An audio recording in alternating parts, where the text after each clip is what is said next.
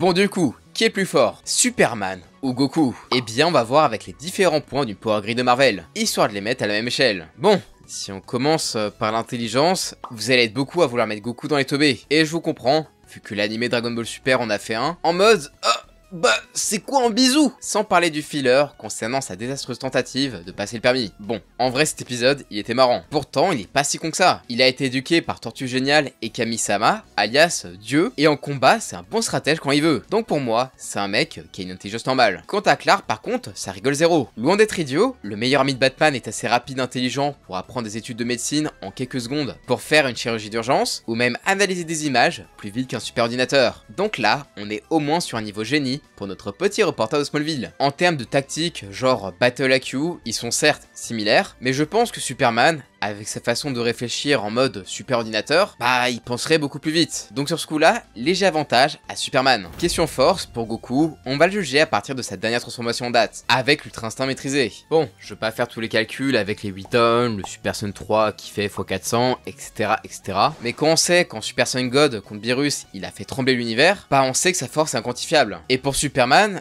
ben le type, il soulève le poids de la Terre, et peut même remplacer le dieu Atlas qui retient la voûte céleste. Et il a fait pendant une journée entière, et en plus, il a pu soulever avec Shazam un livre infini au poids qu'il est tout autant. Et lors des New 52, il a pu soulever 5972 sections tonnes. Et honnêtement, le nombre est tellement délirant que même si l'Ultra Instinct donne des boosts énormes, genre x1000, x100 000, x1 million, ou même peut-être 1 milliard, bah on est très loin de ce chiffre, surtout avec Vegeta, avec les 1000 tonnes. Donc en termes de force pure, je suis désolé, mais Superman est bien plus fort. Bon, en termes de vitesse, ils sont à peu près égaux. Leur vitesse est incalculable. Goku a pu briser une attaque temporelle, et Superman altère littéralement le temps quand il se déplace au point de pouvoir se téléporter. Donc, comme on est sur deux personnages qui peuvent se téléporter et qui se battent à la vitesse de la lumière, sur ce point-là, ils devraient être égaux. Après, je pense quand même qu'en vitesse de vol, Superman est peut-être plus rapide, mais vu que la vitesse de course et la vitesse de combat, c'est pas la même chose, et ça, c'est Batman qui le dit, bah je suis quasiment sûr que les deux sont égaux. Niveau résistance, bah les deux sont par balle, mais pas non plus virtuellement indestructibles. Ils ont tous les deux une résistance surhumaine à des degrés différents. Oui, parce que Goku, il résiste certes à de l'énergie de dieu de la destruction similaire au Hakai, mais une maladie cardiaque, et c'est ciao. Pareil pour Superman. Le Boog, tu peux pas définitivement l'effacer de la réalité, même si t'es Dr Manhattan. Par contre, si tu lui mets un petit caillou vert sous le nez ou un Doomsday, il meurt. Mais bon,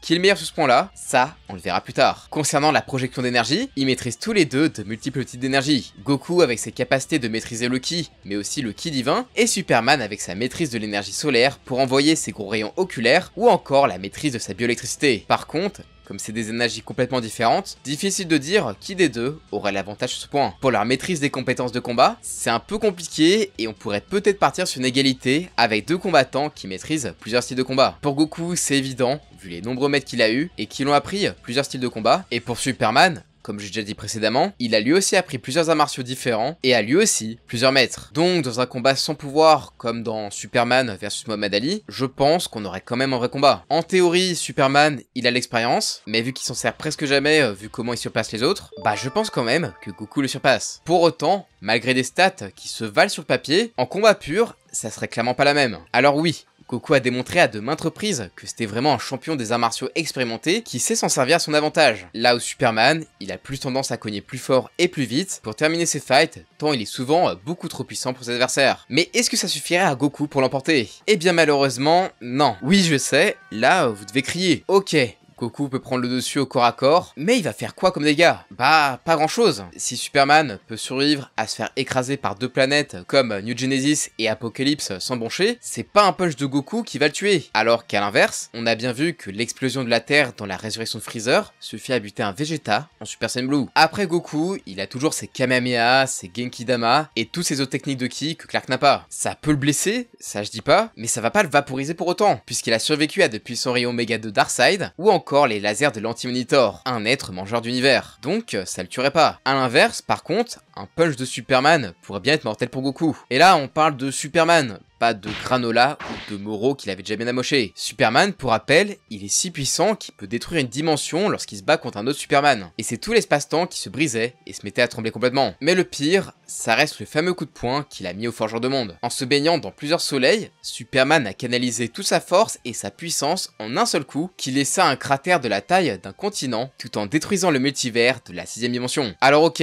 Les soleils étaient spécialement alignés pour ça, mais à l'époque, il n'avait pas son power-up Genesis qui lui permet de se téléporter. De toute façon, rien qu'avec sa vitesse pure, juste abusée, bah vous imaginez bien que c'est pas un problème pour lui de le refaire. Alors un gros coup de poing de sa part comme ça, et là Goku, c'est ciao. Après tu me diras, Goku a l'Ultra Instinct, donc il peut tout esquiver. Sauf que bon, si t'as un personnage plus fort et plus rapide, Ultra Instinct ou pas, bah Goku ne va pas tout esquiver. Oui je sais, c'est un peu débile au vu de la technique, mais surtout avec l'Ultra Instinct, bah Goku peut s'épuiser très rapidement. Alors que Superman, il est constamment soigné par le soleil. Après bon, ça pourrait être marrant que tous les deux s'affrontent avec leurs espèces de Susanoo, mais ça s'arrête là. Superman dans sa forme actuelle reste supérieur. Et même le Hakai ne marcherait pas sur lui. Déjà parce que Goku le maîtrise pas complètement, bah oui. Il le dit lui-même. On a bien vu qu'avec Doomsday Clock, que Dr Manhattan a tenté un truc similaire et que ça marchait pas. Superman est juste trop important dans le multivers pour être effacé. Après, Capsule Goku peut certes affronter des créatures multiverselles, mais c'est aussi le cas de Superman qui, pour le coup, a un univers bien plus grand et dangereux. Après oui, Goku pourrait gagner avec un coup de traite comme l'utilisation de la kryptonite ou le Mafuba. Mais sérieux, je vois pas Goku faire ça. Alors ok. Le Mafuba, il a tenté sur Zamasu, mais c'était en dernier recours, en mode c'est un mal immortel qui va buter tout le monde. Donc il se disait, faut que je fasse un truc. Là, c'est juste un combat, il n'y a pas d'enjeu planétaire derrière. Même si, à mon avis, comme dans Death Battle, ils vont tout ravager. Et puis à ce compte-là, bah Superman, il pourrait faire pareil techniquement. Il envoie Goku dans l'espace où il peut pas respirer, ou dans la zone fantôme, et là, c'est finito. Mais bon, tout ça, c'est qu'un combat fictif. On sait bien que s'ils se rencontraient, ils deviendraient vite super potes, peut-être même qu'ils s'entraîneraient ensemble, et les deux se passeront. Et en même temps, c'est normal, l'un inspirait l'autre, et vice versa. Sans Superman, Goku n'aurait jamais eu son origin story de Saiyan qui arrive sur Terre, inspiré des origines de Kal-El, et sans des scènes iconiques comme le Kamehameha Père-Fils, on n'aurait pas eu cette planche trop stylée de Superman. Même sa forme bioélectrique, que je soupçonne d'être inspirée du manga Dragon Ball Super. Mais bon, pas sûr. Et c'est sans parler de la tenue de Supergirl, qui est un copier-coller de celle de C18 dans My Adventure with Superman. Donc bon, le comble, c'est que certaines histoires de Goku, bah ils ont inspiré les auteurs de Superman, qui l'ont donc rendu bien plus puissant.